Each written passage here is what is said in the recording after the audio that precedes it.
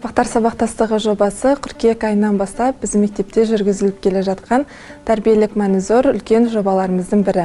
Бұл жобаның мақсаты зейнетке шыққан жалғыз тұратын қариялар мектеп өміріне белсенді араласуына, шаңырақ оқушылармен шығармашылық жұмыс жасау арқылы ұлттық құндылықтарды дәріптеу.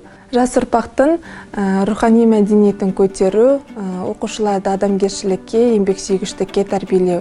Мектебімізде осы жобаның 5 бағыты жүргізілген болатын. Солардың бірі кітап құмарлар залы, би қозғалыс терапиясы, интеллектуалдық ойындар, компьютерлік сауаттылықты арттыру. Біздің оқушылар осы ұрпақтар сабақтастығы жобасына аса белсенділікпен қатысады және ата-әжелеріміздің айтқан ақылдарын өз бойларына сіңіреді. В рамках реализации проекта «Преемственности поколений» Шанарак Мустао принял свое участие и провел час Шанарака на тему «Декоративно-прикладное искусство». На данный час Шанарака были приглашены бабушки и дедушки, которые находятся в центре ветеранов.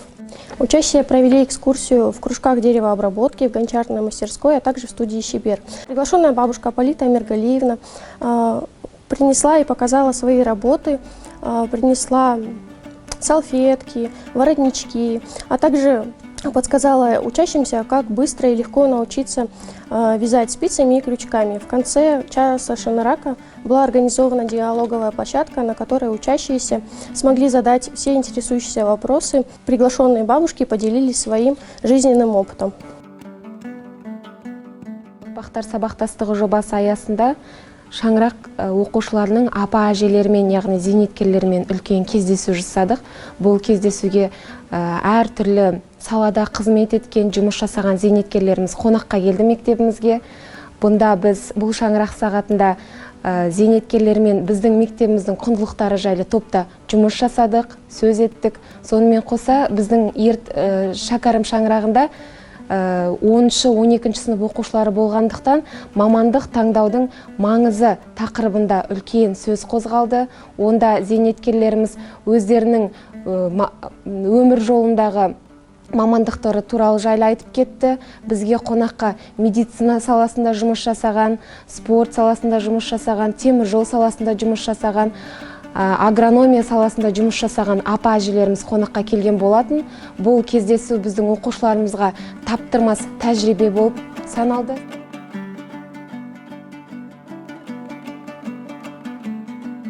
Ұрпақтар сабақтастығы жобасы арқылы үйдегі қарияларымызды өмірге араластырып, олардан үлгі өнеге алудың маңызы өте зор болмақ.